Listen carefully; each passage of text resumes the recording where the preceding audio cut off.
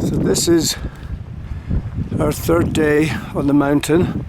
We're at about 11,500 feet. We've just left Confluencia and we're walking on this riverbed until we turn right at the ridge you can see ahead of you, and then it's all the way on up to Plaza de las Mulas, which is base camp.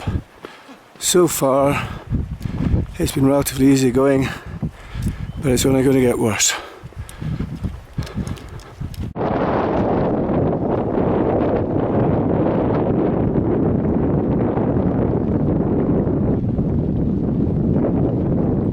Here come the mules. That's probably got our kit on for the day.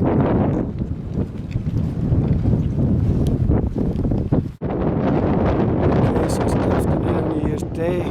Around the corner, in fact we ran quite a few corners. It's fairly desolate up here as you can see, and we've got about 3 hours to go. We've done 5, and that's not where we're going.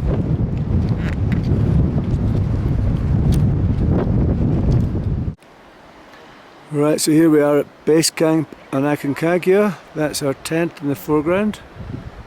And I'm just going to scan round. It's quite a big place, base camp. As you can see over there in the distance is a hotel that's no longer open, bizarrely. It was the highest hotel in the world, but it closed this year for some reason. Way down there is where you come into the base camp, and that's the medical centre. And then as you go round, this is all Aconcagua itself up here. And then it goes off into the clouds, and that's the route up to Camp 1. And here's what I look like just now, if you can see me. I've been resting all day. It was quite a long day yesterday, but I'm feeling not quite this round top of the world, but quite good so far. No real headaches yet, but this is when the going gets tough. So, see you soon. Cheers. See you soon. Cheers. So this is, I don't know, day 5 or day 6. It's the day after the rest day. We've just climbed up from base camp, which is way down there. That's Aconcagua up there. And we are at the summit of Mount Bonetti, which is here, 5,050 metres, 16,500 feet. And over here is Chile. And behind, on the horizon, you can't really see it, is the Pacific Ocean. So it's been a 4-hour climb, not too bad. Here is me, feeling quite well, not too tired. Had a great sleep last night, 10 hours straight, and the blood sugar is all very good. So far, so good. See you later.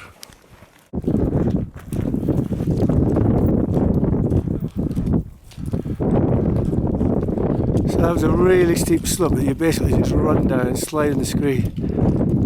It's great fun. And a whole lot easier than going up.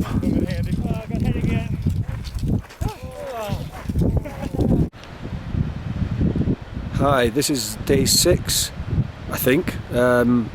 We've just been up to Camp 1 this morning, dumping off a cache of gear, mainly food. We have a rest day tomorrow, and then in theory we're off on the start of our summit bid, which takes Camp 1, Camp 2, Camp 3, summit 4 days, and then back down 5 days. Unfortunately, the weather forecast when we got back down is that the next few days are going to be pretty rotten, so we're not quite sure where we stand. Anyway, feeling fit, just had a shower, so I feel very clean, and I had the pleasure of getting to speak to Kira and Trish. Campbell unfortunately gone to bed, he's got school tomorrow. So that's kind of us for just now. Fingers crossed that we move on, and I'll update you in due course. Cheers. Maybe not cheers. How do I turn it off?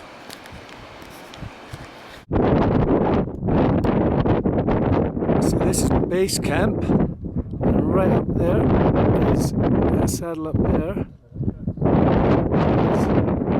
Over that saddle is Nico de Condores, which is Camp 2. That's where we're going to have to go to tomorrow. So we're now at Camp 1, and I think I said base camp, I also meant Camp 1. And there's Dan, my tent mate. Hi Dan. Viva Scotland, exactly.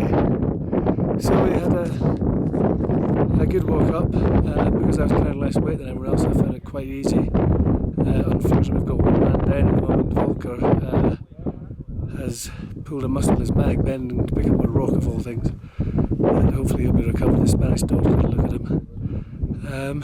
So feeling good and looking forward to the next stage. Bye.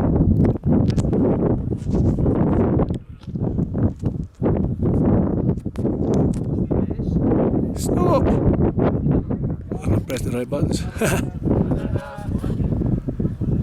Some point in the future. Right, down there and round the corner to the left is where we came from base camp, and up above you get some beautiful glaciers. I don't know if you can see them all the way up there.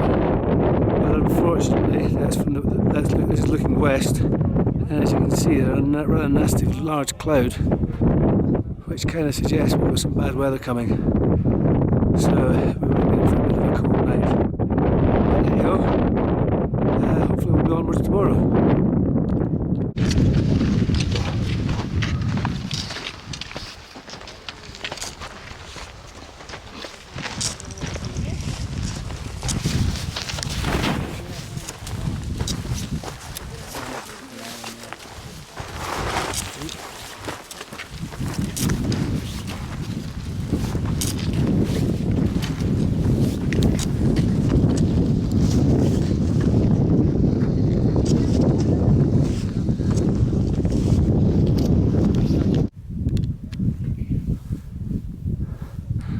Okay, well this is Camp 2, Nico de Condores, the Condor's Nest. We've climbed up from Camp Canada this morning. It took about 3.5 hours. We're now at just over 18,000 feet, and this up here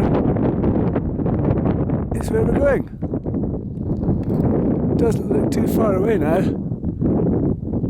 but it's unbelievable, at 4,500 feet. And down here, around there is the camp that we go to tomorrow night. And I'm just going over here to look at the views. So here I am, actually feeling better today than I did yesterday when we got to camp. I don't have a headache at all, so I'm feeling pretty chuffed with myself so far. Very glad that I don't have to carry the bag. I carried Dan's bag for about 20 yards and I was exhausted. But yeah, everything's good so far and having fun. Speak later.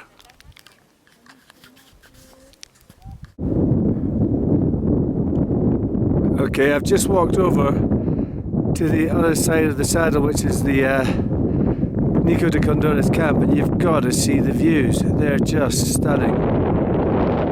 We're looking east into Argentina, but there's unbelievably many mountains. I don't know if those mountains are so big. I guess through here, this bit here, is probably a view through towards the sort of lower hills, and then behind that will be the Pampas. And that's it all the way around. Absolutely stunning. Right, this is Tuesday the 10th of January. Tomorrow is summit day, our last chance to summit. Down here, you can see that's Camp 2, where we came from this morning. And we've walked all the way up. And on the way, the views were absolutely stunning. They're not quite so good because there's this big bank of cloud coming in, but I'll pan around anyway so you can see, particularly to the north, which is over this way. That's really the Andes just going up all the way to, well, I guess at the end of South America. Absolutely stunning when the clouds aren't there. And then we pan back round, and you'll see, hopefully this cloud's going to blow through in the night, and we're going to have a nice summit day tomorrow. I'm assured by our guide that we will. And this is Camp Cholera, which is where we're staying tonight, a lovely little plateau. It's not at all sheltered actually, it looks quite sheltered, but the wind really funnels through here apparently. It was apparently hideous last night, so I'm quite glad in a way that we weren't down there, because it was bad enough down at Camp 2. But having said that, they had a good chance to summit today, and this is what we're going to climb. Hard to believe that it's still 1,000 metres, 1 kilometre up to the top, but there it is up there. That's what I hope to be standing on top of tomorrow around about 2 o'clock. And so that's it, this is our last chance, so fingers crossed. I'll just give you a quick view of me. Here I am, still feeling fit as a fiddle remarkably. Had a little headache last night, but I don't have a headache just now. Tomorrow's going to be a really tough day, without a shadow of a doubt. Today it was heavy breathing in places, just because it's so steep, and it's that and worse tomorrow. But, you know, it's only 8 hours of hard work and then it's all done. So, fingers crossed we get to the top. Bye!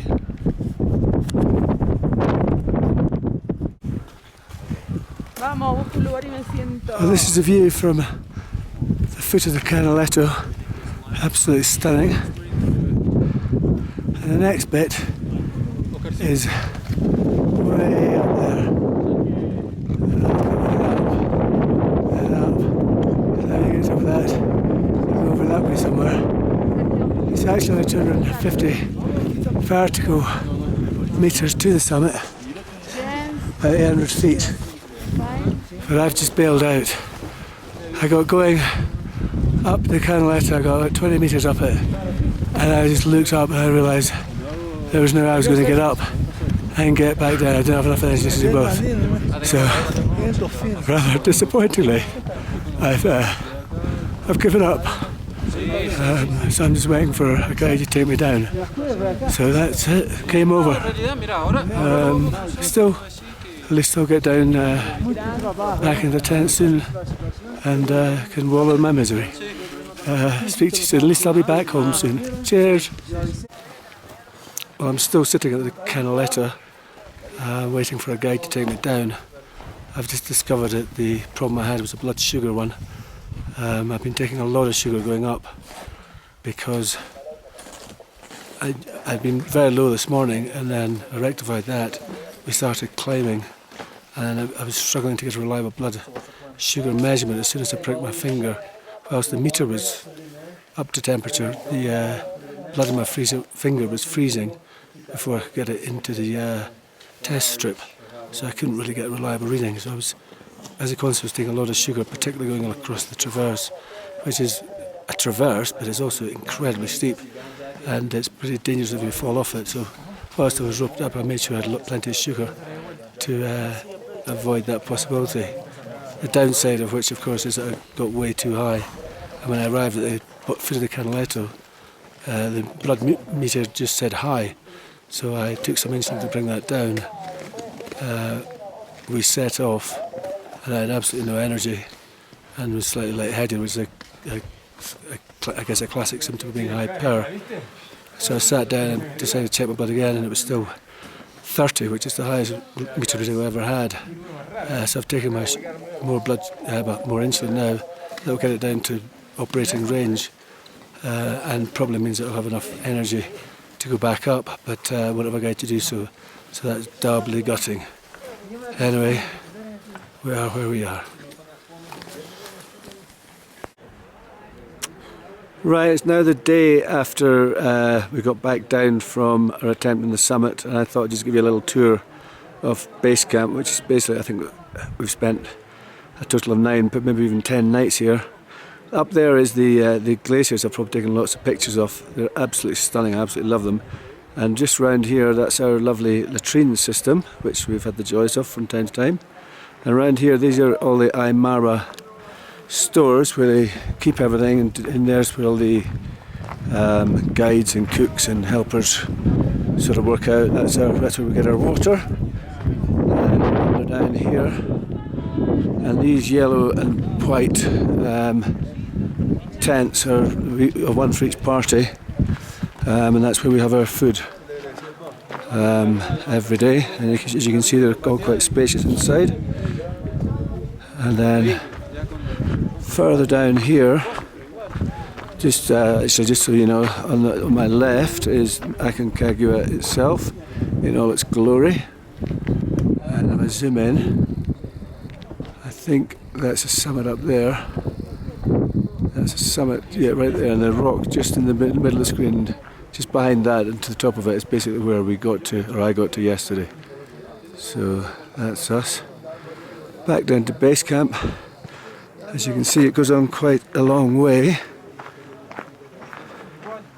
But here on the right is the highest art gallery in the world. It's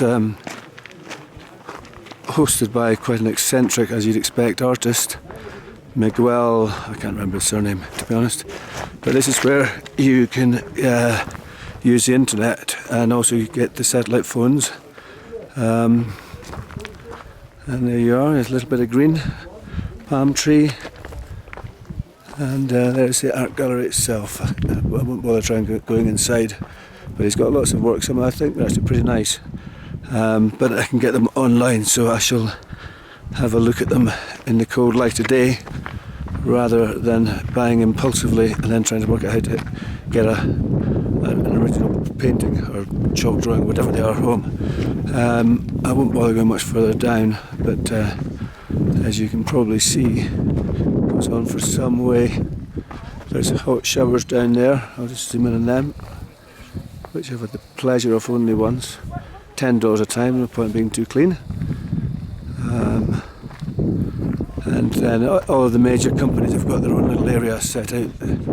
That's Aconcagua Trek, way down the bottom. It's quite hard to walk over these rocks whilst looking at a camera. Other companies. It's a pretty impressive setup, really, if you consider you're 14,500 feet. This is where the mules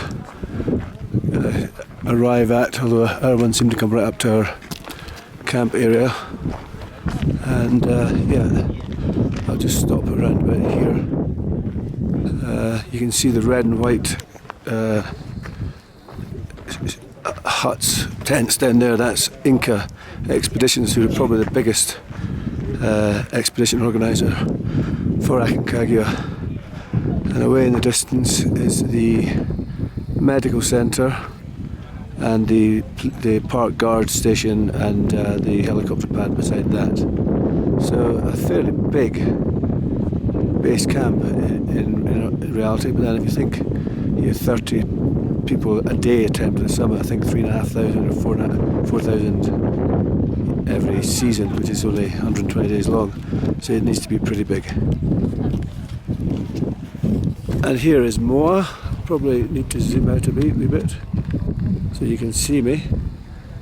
Basically, rather desperate just to get down off this mountain back to Mendoza and then home. We're here that our kit's getting helicoptered out tomorrow because it's going to be so busy that the mules are full, which is great news because it means we'll have an early start. I mean, we'll be back down to the gate and then off to Mendoza, and hopefully in Mendoza by about 6, so we can actually go out and have a decent meal. If we were taking mules, we wouldn't get to Mendoza till about 11, which is a bit late. So that'll be the end of my videoing, I would imagine, and see you all back home. Cheers. I still not worked out how to do this button. Well, that is Aconcagua, partly obscured by cloud at the moment. But that's not really the reason for the film. When I was wandering down through the camp, I found this little hut here that rather amazingly sells beer. And I have purchased for the princely sum of US $10 a can of lager. It won't actually be my first alcoholic drink of 2012 because when the successful climbers from our party came down at lunchtime, they got out some Mendoza champagne, which slipped down rather nicely. But this will certainly be the highest can of lager I've ever drunk, and I'm about to do that right now.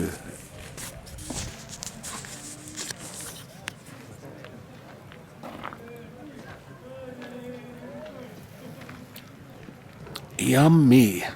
Bye bye. Right, we're making our way down from base camp, and I've just spotted a big pack of mules coming up, so I thought that might be quite worthwhile to have a film off. Here they come here.